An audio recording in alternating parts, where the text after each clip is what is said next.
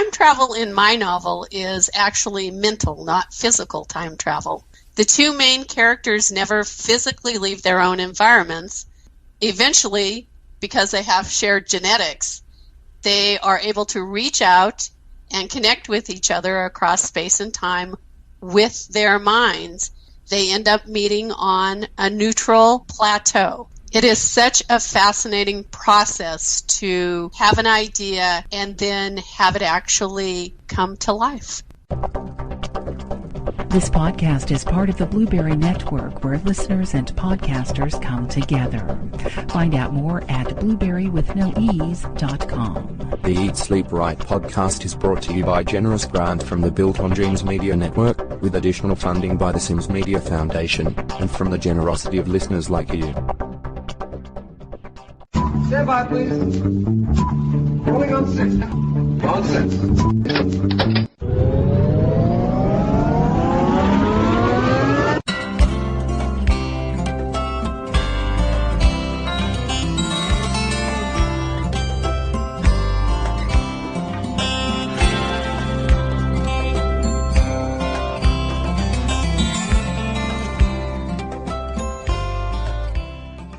Welcome to episode 39.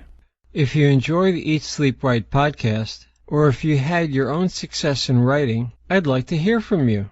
Tell me about yourself and your story, and I may get back to you and have you as a guest on the Eat Sleep Right podcast. If you have any questions or comments, anything at all, please write me. The email address is comments@eatsleepright.net. Thanks for leaving me a short message about the podcast. I really do appreciate it. Once again, the email address is comments@eatsleepright.net. Maureen Dudley, welcome to the Eat Sleep Right podcast. It's great having you with me today. Thank you, Adam. It's good to be here. You grew up in Butte, Montana. I did. Were you a writer in Butte, Montana? Are you still there? No, actually, now I'm in Denver, Colorado. I was born and raised in Butte, and I also went to college in Butte. That's where I got my Bachelor of Science in Environmental Engineering. How did you get from an engineering degree to writing? I worked in the environmental field for over 20 years. At a certain point, I decided that it would be a good idea to resign my position and try a different way of approaching the environmental issues that we're dealing with today. So I did a little bit of consulting, found that I liked the quiet and solitude of working on my own, and it was something from my really growing up that I loved books. I loved to write short stories, and so I decided to try and write a story that would incorporate environmental issues, hopefully entertain people while also informing them of some of the things that we're facing today. It's always a challenge to take something, put it into words or into a scenario that really resonates with everybody. That is a challenge, and it's something that as I was writing, there were passages and items that I was trying to present that I would go over and over again to try and get it just at that point where I could make it refer to something that people know or something that I could describe that would really bring a visual to them as they were reading it. I gather that a lot of people are getting the portions that you write about as it relates to the environment. They're understanding how you write about it. I have gotten positive feedback on how I have incorporated the environmental issues into the story itself. That is great. It's just a challenge to try and take your life experience and put it into words. I can't help but think it takes some forethought to really figure out the best way to do it. Definitely. After more than 20 years in the environmental engineering field, what inspired you to embark on a career as a writer? I mean, was there one seminal moment that you just said, I can't do this anymore, I've got to go become a writer? Was there one particular thing that sent you over the deep end to do that? It wasn't one thing. It was more over time because I worked in the regulatory field. A lot of that had to do with enforcing the laws and regulations. After a while, you see that you're doing as much as you can, and yet it still feels like you're not really reaching everyone, or you're dealing with a smaller population. One of the things on the environmental side that changed over time is the whole idea of let's educate people. Let's educate them, see if then that's something that will then prevent anything from pollution from occurring the way it was. After doing that for a while, because it's a very intense position to be in when you're actually enforcing, I just thought it was time to give it a break and see if I could attempt another way of getting the environmental issues out in front of people. You use real examples of little-known environmental events to breathe life into your novel. Tell us about some of those events.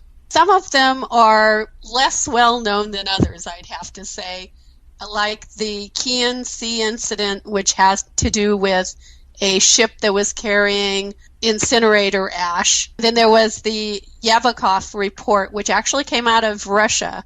That had to do with dumping of radioactive waste into our marine environments, the Kyoto Protocol, the Endangered Species Act, plight of the honeybee. The plight of the honeybee has been back in the news due to the lawsuit that was filed against the Environmental Protection Agency by beekeepers and advocacy groups to suspend the registration of 2 pesticides.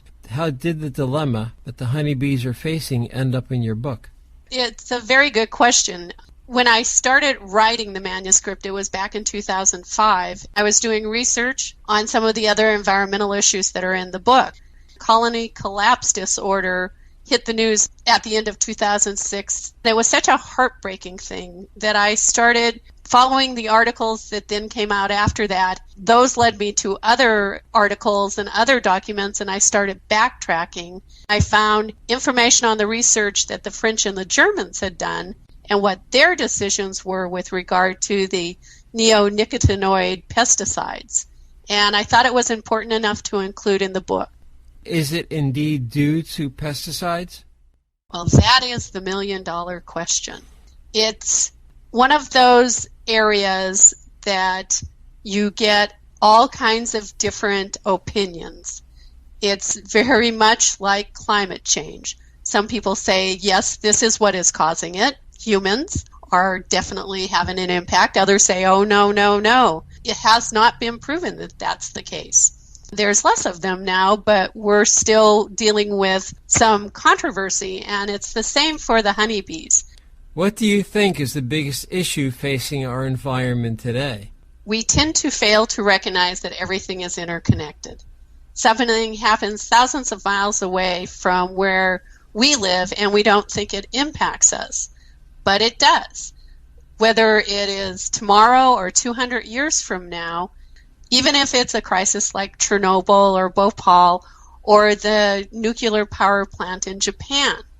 The story told in your book, The Plateau Voices of the Earth, include time travel, but not the kind often portrayed in literature and movies. What kind of time travel do your characters do? Time travel in my novel is actually mental, not physical time travel. The 2 main characters never physically leave their own environments. Eventually, because they have shared genetics, they are able to reach out and connect with each other across space and time with their minds, and they end up meeting on a neutral plateau, which is the name of the book. How would you classify your book? I call it environmental science fiction. It's actually third person. How did you come up with the idea?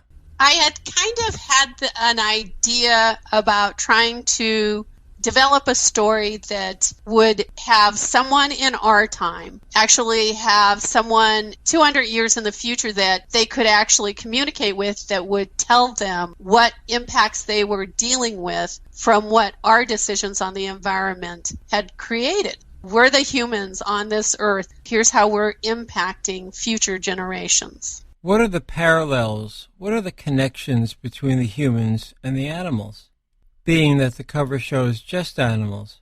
That's really a good question, because the cover is of the animals that actually are on the plateau. The plateau that I was referring to, where the two main characters meet, it's actually a creation so that they can interact, talk to each other. And one of the ways that the woman from the future tries to intrigue the woman from today to stay and talk to her is by showing her species that the woman will either recognize or be very fascinated about. And it turns out that all of the species that the woman from the future shows the woman from today are either threatened or endangered species, or they've had a request to be listed as a threatened or endangered species.